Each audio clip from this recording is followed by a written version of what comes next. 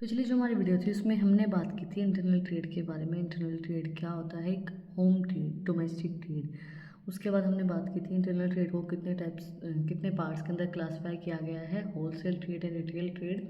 फिर हमने जाना था कि होलसेल ट्रेड में मैन्युफैक्चरर्स को क्या फ़ायदा होता है, रिटेलर्स को क्या फ़ायदा होता है, और रिटेल ट्रेड में हमने जाना था कि होलसेलर्स, मैन्युफैक्चरर्स और कंज्यूमर्स को क्या क्या फ़ायदा होता है। उसके बाद हमने जाना था कि टाइप्स ऑफ रिटेलर्स क्या क्या कितने टाइप के होते हैं, 2 टाइप के हमने जाने थे। तो अगर आपने वो वीडियो नहीं देखी है तो जो उसका लिंक है वो डिस्क्रिप्शन में है, आप लोग जाके चेक कर सकते हैं। उसके बाद की चीज़ें ही आज हम कवर करेंगे। पार्ट सेकेंड है हमारा ये। पार्ट सेकेंड में हम जानेंगे सबसे पहले कि क्या डिफरेंस होता है डिपार्टमेंटल स्टोर और चेन स्टोर और मल्टीपल शॉप्स के बीच में। मतलब जो मल्टीपल शॉप होते हैं और चेन स्टोर, जो डिपार्टमेंटल स्टोर होते हैं, उसमें क्या डिफरेंस होता है। Basics of comparison. लोकेशन सबसे पहले, डिपार्टमेंटल जो स्टोर होते हैं centrally located in big cities to attract a wide crowd. Departmental stores वो होते हैं जो कि बड़ी बड़ी सिटीज़ में बनाए जाते हैं ज़्यादा लोगों को अट्रैक्ट करने के लिए। चेन स्टोर और मल्टीपल शॉप्स जो होती हैं हमारी, वो बहुत से कॉमर्शियल लोकेशंस के ऊपर होती हैं, saturated across various residential and commercial location. देखो डिपार्टमेंटल स्टोर क्या होते हैं, जैसे जो हमारे विशाल मेगा मार्ट है, ई मार्ट है, या फिर 24/7 है। ये बड़े क्राउड को लेके आने के लिए जो मॉल वगैरह होते हैं वो सब होते हैं। बट जो चेन स्टोर है या फिर मल्टीपल शॉप है, मतलब एक ही ब्रांड की बहुत ज़्यादा शॉप है अलग अलग जगह पे, जैसे मैकडोनल्ड है, बाटा की अलग अलग जगह पे आपको शॉप मिलेंगी, तो वो मल्टीपल शॉप और चेन स्टोर के अंदर आता है। Range of goods, wide variety of different products categories under one roof. Departmental store के अंदर बहुत ज़्यादा वैरायटी होती है गुड्स की, एक ही छत के नीचे। और जो मल्टीपल शॉप्स होते हैं या चेन स्टोर्स होते हैं, इसके अंदर सिंगल लाइन और स्टैंडर्डाइज और स्पेशलाइज्ड गुड्स ही होते हैं। उसके बाद क्रेडिट फैसिलिटी में offer credit to regular premium customers. जो रेगुलर कस्टमर्स हैं, जो या फिर जो उनके प्रीमियम कस्टमर हैं, उनको वो क्रेडिट फैसिलिटी प्रोवाइड करवा देते हैं डिपार्टमेंटल स्टोर वाले। लेकिन जो चेन और मल्टीपल शॉप वाले हैं वो strict cash and carry basis only, वो कैश और कैरी बेसिस पे ही होते हैं ज़्यादातर। ठीक है। कस्टमर्स जो होते हैं caters family to high and middle class income groups looking for luxury and conventions.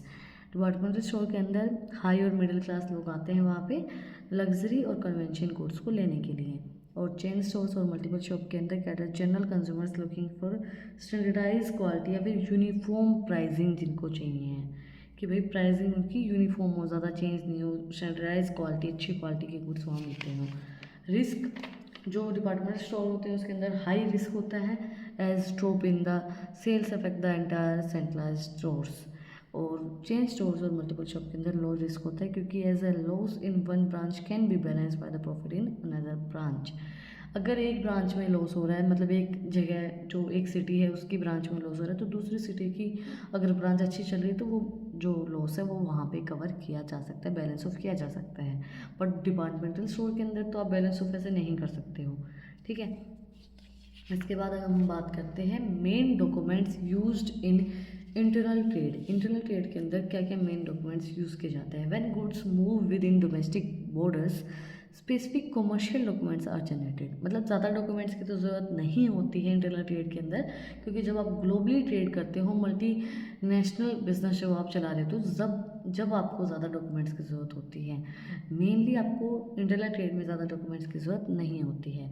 तो जो कुछ डॉक्यूमेंट्स की ज़रूरत होती है वो हमारे सबसे पहले आता है invoice bill, that means send by the seller to the buyer containing details about the goods sold, quantity, price, total amount, discount and terms of the payment. जो बिल है कंपलसरी, ज़रूरी भी होता है बिल देना, ताकि पता चले कि कितनी क्वांटिटी में आपने गुड्स बेचे हैं, किस प्राइस पे बेचे हैं, क्या टोटल अमाउंट है, कितना आपने डिस्काउंट दिया है, क्या आपकी पेमेंट की टर्म्स हैं, वो सब चीज़ें पता चलती रहें। तो इस वजह से then debit note, a document send to the vendor showing that their account has been debited.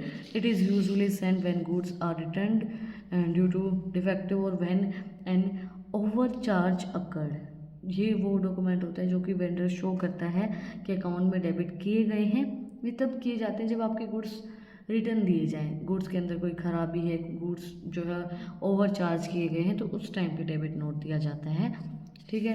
Then credit note send by the seller, जो सेलर सेंड करता है to the buyer confirming that the buyer account has been credited, जो कि confirm किया जाता है कि buyer के अकाउंट में क्रेडिट कर दिए गए हैं पैसे। It happens when the return goods are accepted और a discount is allowed later. ये तब होता है जब आपको का जो रिटर्न गुड है वो एक्सेप्ट कर लिया जाता है और डिस्काउंट अलाउ किया जाता है। जैसे कि आप ये चीज़ हम बहुत अच्छे से समझ सकते हैं ऑनलाइन शॉपिंग से। ऑनलाइन हम शॉपिंग करते हैं, हम पैसा देते हैं, पैसा देने के बाद जब हमें बिल मिलता है, इनवॉइस हम डाउनलोड कर सकते हैं। अगर हम कोई अच्छा प्रोडक्ट मंगवा रहे, पैसे उस पर अच्छा खर्च करें, तो हमें वहाँ पे बिल का ऑप्शन मिलता है, आप इनवॉइस डाउनलोड कर सकते हो। डाउनलोड करने के बाद अगर आपको प्रोडक्ट अच्छा नहीं लग रहा है, कुछ भी खराबी है, तो आप उसको रिटर्न देते हो, डेबिट नोट आप देते हो कि भाई मैंने पैसा दिया था और ये प्रोडक्ट मुझे नहीं चाहिए, ओवर चार्ज है, कुछ भी है, कोई भी रीज़न, अगर आपको मतलब फिटिंग अच्छी नहीं आ रही है, कोई भी प्रोडक्ट आपने मंगवाया था, उसके बाद जब वो एक्सेप्ट कर लेते हैं गुड्स उनके पास पहुंच जाते हैं, तो वो हमें मैसेज करते हैं कि आपके जो पैसे हैं वो हमने डाल दिए हैं, गुड्स आपका रिटर्न जो है वह एक्सेप्ट कर लिया गया है और आपको जो डिस्काउंट है, जो पैसा है आपका, वो इतनी मिनट में आपके अकाउंट में आ जाएगा। और जब आता है तो हमारे पास मैसेजेस भी आते हैं। ठीक है। तो ये ऑनलाइन शॉपिंग से हम चीज़ें देखते हैं। Lottery receipts and LR railway receipts RR, a document issued by the transport company or railway acknowledging receipts of goods for transport to the destination। जब रेलवे से कोई भी सामान पहुंचाया जाता है तो वो एक डॉक्यूमेंट बनाया जाता है जो इशू किया जाता है ट्रांसपोर्ट करने के लिए, ताकि रेलवे की नॉलेज में रहे कि भाई ये जो गुड्स हैं ये यहाँ से ट्रांसपोर्ट किए गए हैं दूसरी जगह पे, दूसरी स्टेट के अंदर। ठीक है। इसके बाद आते हैं terms of trade. Terms of trade के अंदर सबसे पहले आता है हमारा cash on delivery, payments made in cash at the time the goods are physically delivered to the buyer. जैसे मैंने बोला ना ऑनलाइन शॉपिंग हम करते हैं, तो हम कई बार क्या करते हैं कि भैया हमें, जैसे हम किसी प्रोडक्ट के अंदर श्योर नहीं होते कि भाई ये प्रोडक्ट हमें चाहिए या कुछ भी, तो हम क्या करते हैं, कैश ऑन डिलीवरी करते हैं कि भाई हम कैश ऑन डिलीवरी करेंगे। जब आपका प्रोडक्ट जो फिजिकली आपके पास आ जाए तो उस टाइम पे आप उस गुड्स की पेमेंट करते हो। ठीक है। इसके बाद आता है cost, insurance and freight. The price quoted by the seller include the cost of goods, marine transit, insurance and freight charges up to the destination and port station. जैसे हमसे कई बार बहुत से डिलीवरी चार्जेस लिए जाते हैं, उसी तरीके से इसके अंदर आते हैं cost, insurance and freight charges, जो कि गुड्स को ट्रांसपोर्ट करते वक्त इंश्योरेंस वगैरह के लिए लिए जाते, चार्ज किए जाते हैं। इसके बाद आता है free on board, the seller bears all expenses until the goods are located into the transport carry, once loaded the buyer assumes all liabilities and further cost. Free on board का मतलब क्या है, जो सेलर है वो beer करता है हर एक एक्सपेंसेस जब तक वो गुड्स उस लोड हुए हैं, ट्रांसपोर्ट हो रहे हैं। मतलब कि अगर जब तक वो अगले इंसान तक वो गुड्स नहीं पहुंच जाते हैं, तब तक कोई भी अगर गुड्स का नुकसान होता है, कोई भी सामान खराब होता है, वो सेलर ही उन गुड्स की लायबिलिटीज़ को बाय करता है, उन गुड्स का रिस्क उसके पास ही होता है, वही सब चीज़ें वो हैंडल करता है। Erasers and omissions assumpted, a standard disclaimer printed on invoice, meaning that if any clearly or mathematical errors is found later, the seller reverses the right to correct it। अगर कोई भी एरर आती है, कोई भी मतलब कोई भी गलती होती है, कोई भी ओमिशन आता है, कोई भी मैथमेटिकल दिक्कतें आती हैं, मैथ्स में कोई भी दिक्कत है, तो सेलर जो है वो करेक्ट करने के लिए, रिवर्स करने के लिए, चीज़ों को करेक्ट करने के लिए काम करता है। रिवर्स मतलब उनको ठीक करने के लिए वो उन चीज़ों को देखता है। अब हमारा लास्ट बट नॉट लीस्ट हमारा टॉपिक रहता है GST, goods and service tax, जो कि नया इंक्लूड किया गया है हमारे सिलेबस के अंदर। Goods and service tax, internal trades in India is heavily integrated with GST. It is comprehensive multi-stage distance-based indirect tax that replaced multiple older tax like VAT, service tax and central excess। Goods and service tax मतलब सारे tax को हटा के एक ही tax लगा दिया गया था जिसको हम GST बोलते हैं।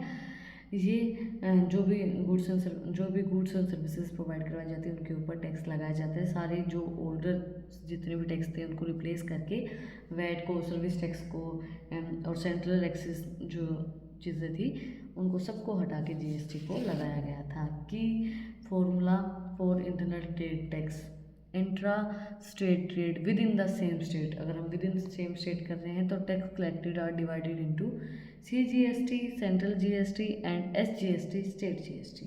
अगर सेम स्टेट में जो है गुड्स जा रहे हैं, मतलब विद इन सेम स्टेट जो है गुड्स एंड सर्विसेज जा रही हैं, तो टैक्स कलेक्टेड किया जाता है दो पार्ट्स के अंदर, CGST मतलब सेंट्रल GST या फिर SGST मतलब स्टेट GST। ठीक है। Inter state trade between two different state, ये दो डिफरेंट स्टेट के अंदर होता है। इसके अंदर क्या होता है, जो सिंगल टैक्स है वो कलेक्ट किया जाता है IGST मतलब इंटीग्रेटेड GST के through, integrated goods and service tax के थ्रू इसको कलेक्ट किया जाता है। ठीक है। आज हमने कवर किया है पूरा हमारा जो इंटरनल ट्रेड के अंदर जो भी टॉपिक्स रह गए थे उन टॉपिक्स को हमने कवर किया है। अगर आपको कुछ भी डाउट है, कुछ भी पूछना है तो कमेंट में मुझसे पूछ सकते हैं। और अगर आपको कुछ भी और भी किसी भी सब्जेक्ट के नोट्स चाहिए या कुछ भी आपको डाउट है, किसी भी चीज़ में आपको कुछ भी मुझसे पूछना है कि भाई आपको इस सब्जेक्ट के ये टॉपिक्स चाहिए, इस टॉपिक में मुझे डाउट है, ये टॉपिक के नोट्स आपको चाहिए, तो वो चीज़ें मुझे आप कमेंट में बता सकते हैं, मैं आपको ज़रूर प्रोवाइड करवाऊँगी। इसके बाद हमारा लास्ट और फाइनल 10th चैप्टर रहता है। इसके बाद हम फिर उसका रिवीजन स्टार्ट करेंगे कि भाई जो भी इम्पोर्टेंट टॉपिक्स हैं, इम्पोर्टेंट क्वेश्चंस हैं, उनको कवर करेंगे। तो उनको देखने के लिए वीडियो को लाइक करें, चैनल को सब्सक्राइब करें। अगर ये वीडियो अच्छी लगी है तो वीडियो को ज़्यादा से ज़्यादा लाइक करें, एक अच्छा सा कमेंट करें कि आपको वीडियो कैसी लगी। और अगर आपको इन टॉपिक्स की PDF चाहिए तो टेलीग्राम चैनल का लिंक भी डिस्क्रिप्शन में है, वहाँ पर जाकर मुझे फॉलो कर सकते हैं। और भी इंटरेस्टिंग रील्स को देखने के लिए इंस्टाग्राम चैनल का लिंक भी डिस्क्रिप्शन में है, वहाँ पर जाकर मुझे फॉलो कर सकते हैं। फिर मिलते हैं एक नए वीडियो के साथ, नए टॉपिक के साथ। Like share subscribe. Thank you for watching my video and enjoy your life. Shri Radhe Radhe.